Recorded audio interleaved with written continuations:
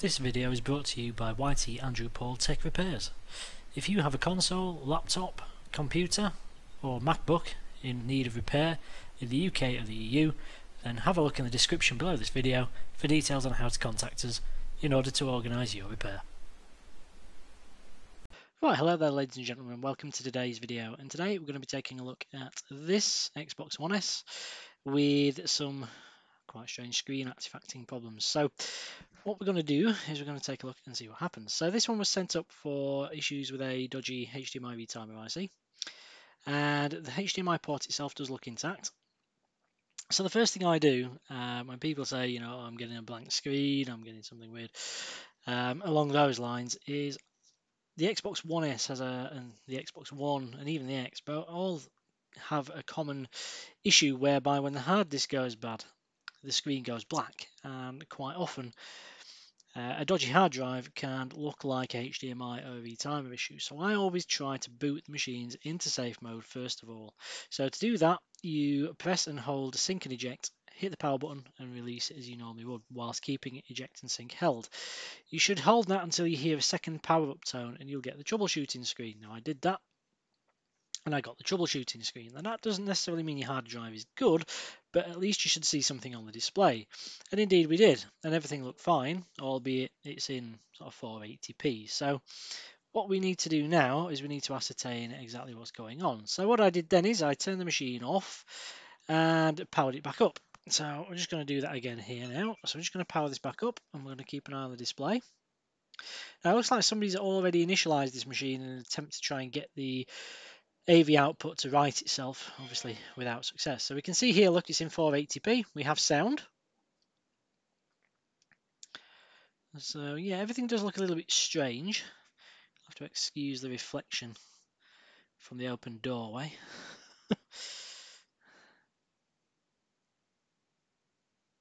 In fact, while that's on the splash screen, I'm just going to go shut the door. Okay, so the door's shut now and you can see a lot better what's going on the display, so that's good. So as you can see there now, we have the usual sort of introductory opening animation there with the green X. So we've synced a controller to this box, which I'm just going to have to go grab. So here we go. So we'll just see if it's going to remember, which it isn't. So it looks like I'm going to have to resync it.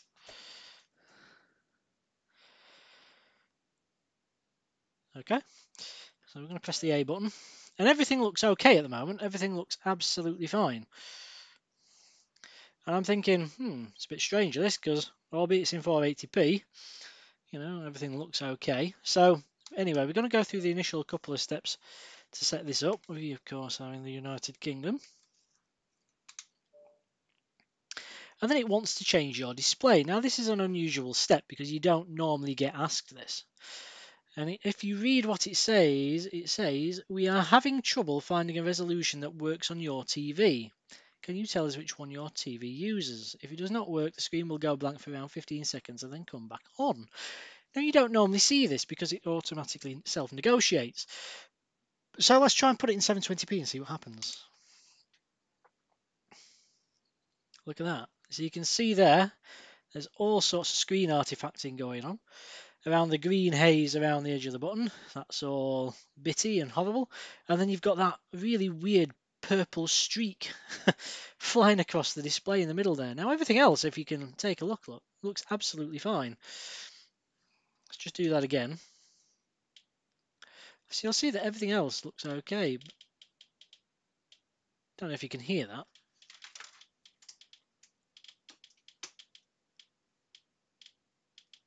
If you can hear that clicking, that's coming out through the speakers. So that clicking's coming out through the speakers.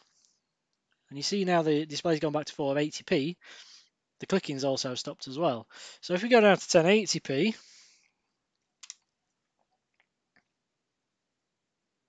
there's a blue bottle in here as well. So I hope you can't hear that buzzing away. But you can see there the screen's absolutely completely black when we go to 1080, and we'll have to wait for that to come back. That will come back up at some point shortly.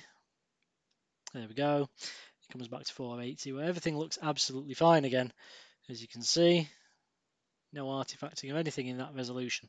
So if you see something like that, a lot of people may mistake that for APU problems and things like that. It isn't. It isn't. It's a HDMI based issue, and the port itself looks okay, but the fact we can't get into certain resolutions, but obviously certain resolutions display okay like this, and we're also getting noise artifacts as well as visual artifacts, shows us that this is indeed down to a bad HDMI Retimer IC. So what we're going to do is we're going to crack this box open, we're going to get the board out, change the retimer, put it all back together, and see if we get a better result. So let's get this machine apart, let's get it on the desk, and let's see if we can get this working again. Right, okay, ladies and gentlemen, so welcome back, and we have our machine now out on the table, and we have our HDMI Retimer IC in the middle of the viewfinder, just here, and this is where it lives. So we need to get that off, and we're going to need to do some work. So what we're going to do is we're going to get some fume extraction in here, and I'm going to get my hot air wand out.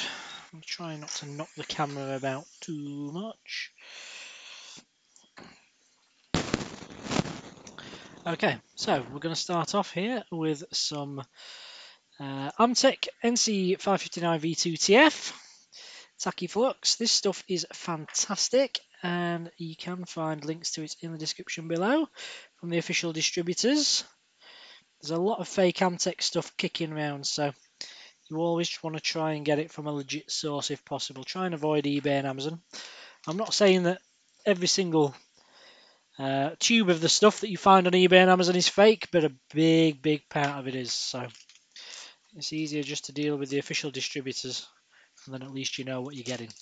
So I'm going to get the fume extraction back on here in a sec. I'm going to get these parts out. I've got two in this little packet of mine. So before we go any further, I'm just going to remove the IC we have here at the moment. So I'm going to get some fume extraction on. So we're going to go in with the air wand. And we're just going to work the hot air over the top of the components. So these boards are very efficient at pulling away heat. So do be patient, don't be tempted to pull this off. There is a big ground pad as well underneath the middle of the chip, and those ground pads really do like to suck heat away. So as we're applying heat in here, what we need to do is heat soak the area to ensure that essentially the board is saturated with heat and it can't draw it away, and then the heat will build up where we want it to be around the IC. So we can see there now that the solder around the outside of the IC is starting to go shiny. So I believe, there we go, we can pick that up now. These boards are a hell of a lot easier to do than the ones in the 1X. We have another video on the channel for the Xbox One X, and what you need to do with that one, and that one's a real pain. So we've actually got, I mean, bearing in mind that the solder on the board at the moment is leaded, sorry, is lead free. The solder on the board at the moment is lead free, but there is still most of it on the board there. The center pad and the pins around the outside edge all have a good coating of the stuff, and like I say, with some quality flux and things, we're just going to use what's already there to reflow. Of course, we have the heat saturated into the board as well, so we're not going to have to hammer this as hard. Let's get it to sit back down. So we're just going to take a new one out of the packet. We have some new ones here in the packets, and if you do need one of these, then we do ship these components. We stock them and ship them worldwide. So you can drop me an email. My email address is in the description below. It's YTAndrewPaul@outlook.com. Likewise, if you want your console repairing in the EU or the UK, drop me a message to there. I've got a website going up very shortly, if it isn't already by the time you see this video. and we'll be sending our services and components through that website. So we just pop the chip down in the pool of flux there, just to get a coating on the bottom side of it. We're just going to heat this board now. Just going to heat the site where we're going to put the new IC down. Of course, making sure that you get the alignment right. So we're just going to make sure that the solder's molten.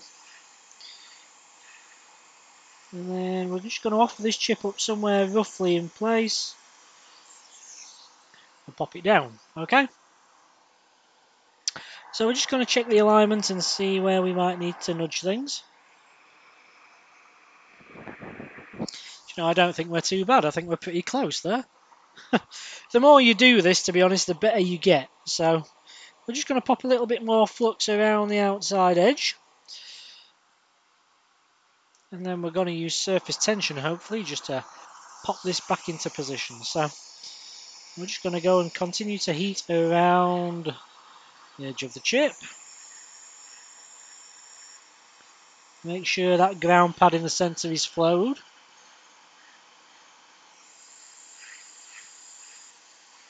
So my apologies if I block your view slightly for a sec.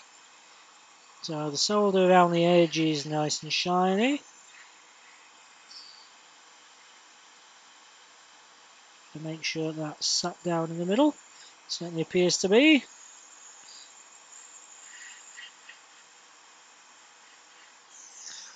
Okay, that's looking pretty good. So we're just going to let that cool off for a second. Then we're going to get some IPA, some isopropyl alcohol. This stuff is 99% proof, so it's a strong solvent. It's brilliant for cleaning flux residue and whatnot from circuit boards. Just because it's alcohol, it's not the sort of stuff you want to drink, so yeah, don't be tempted. I think I make that joke every time I bring that up on the channel. It's not gotten old yet. Well, not to me. Probably has to you guys. But anyway, so we're just going to apply a little bit of IPA around the area where we've been working. It's always easier to do this when the board is warm, while the board has a bit of heat left in from rework, because it just makes getting the old flux residue up and off the board a lot easier. You don't have to rub things as hard. It just generally wicks up nicely into the Q-tips, and it'll cool the board off as well. The alcohol has a cooling effect on the board. It evaporates off and draws the heat out of the components and the PCB. And there we have it. Our IC is in place. So we're just going to have a quick visual inspection. It looks to be in the middle of the pads, as you can see there. I'm just going to take this out from underneath the scope for a second, just so I can have a look myself. Yeah, that looks cool. Yeah, looks very nice. So we're looking perfect there. So we've got enough done here to put it back in the chassis and test it. So what we'll do, we'll go back, we'll put this board back in its chassis, plug it back into the TV, and we'll see if we get any more artifacting. Hopefully not. And if not, that means we've got our machine back up and running and everything's fixed and this can go back to its owner. So let's plug it back in, let's test it, and let's see what we got. Okay, ladies and gentlemen, so we have everything put back together here now. We have our machine roughly just pushed back together. We have the HDMI moved over on the TV. So all we need to do now is get this thing back up and running. So what we're going to do, we're just going to go press the power button. Okay, I'm going to wait to see if we get anything on display. Hopefully we will. I'm getting something. There we go. Lovely. So we're still in 480p. I'm probably going to need to go get my controller. So whilst this boots up, let's go get the controller. Okay, so it's just about launching now into the menu. So let's sync our controller.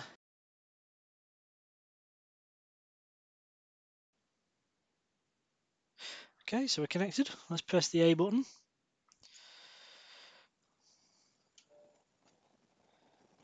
Okay, let's go to English.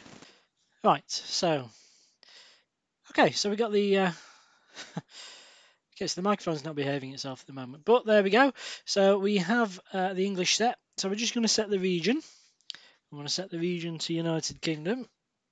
And remember, this is how far we got last time, and then it asked us to choose a resolution because it couldn't identify the resolution our TV was using. Of course, it uses 1080p.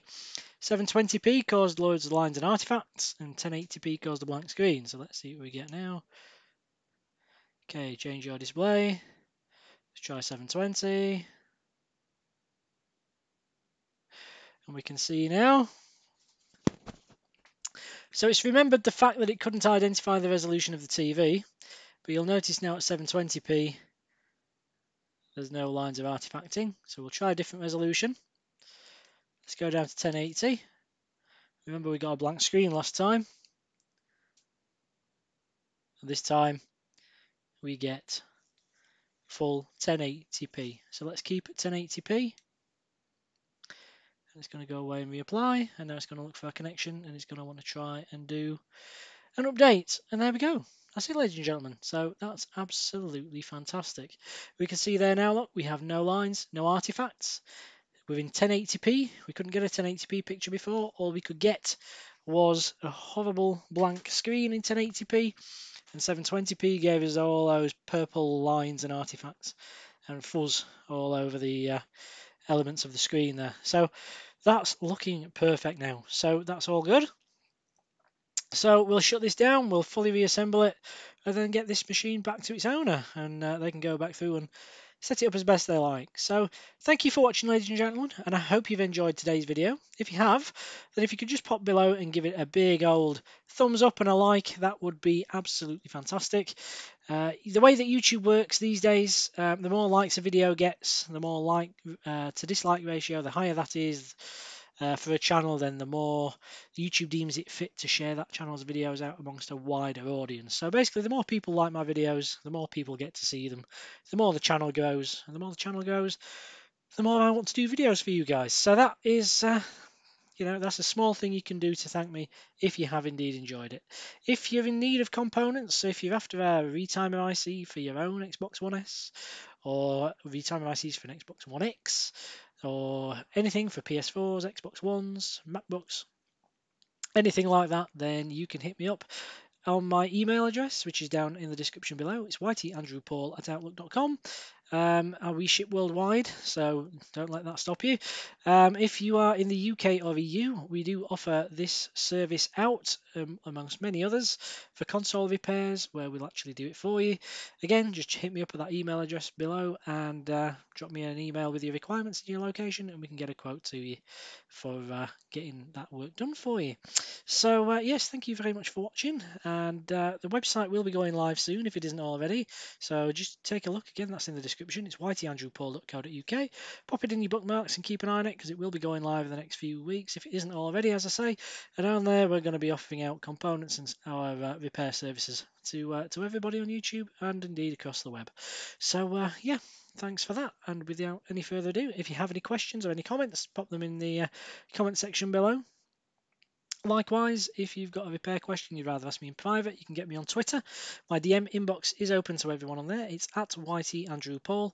And like I say, you can drop me a message there. If you tweet at me, I might not see it. I don't tend to use Twitter, to be honest with you, apart from the DM side of it.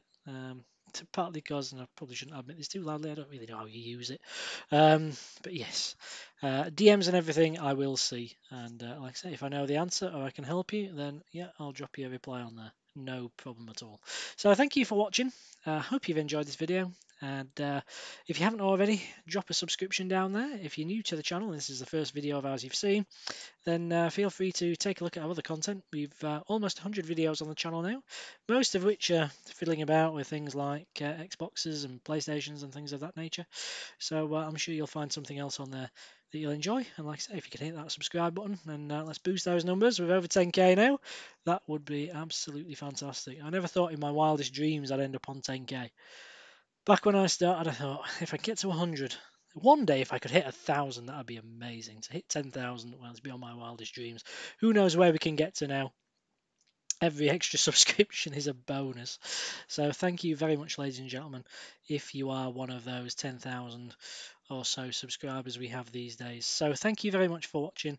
I've been Andy Paul. This Xbox is now fixed and can go back to its owner all happily on this this fine day. So thanks for watching. I'll see you on the next video in the not too distant future. For me, it's bye for now. Many thanks for watching then, ladies and gentlemen. Hopefully you've enjoyed this video. If you have, then why not check out these recommendations below. Also, please remember to comment, rate and of course subscribe to the channel if you found this useful. We've plenty more content on there and there's lots more to come.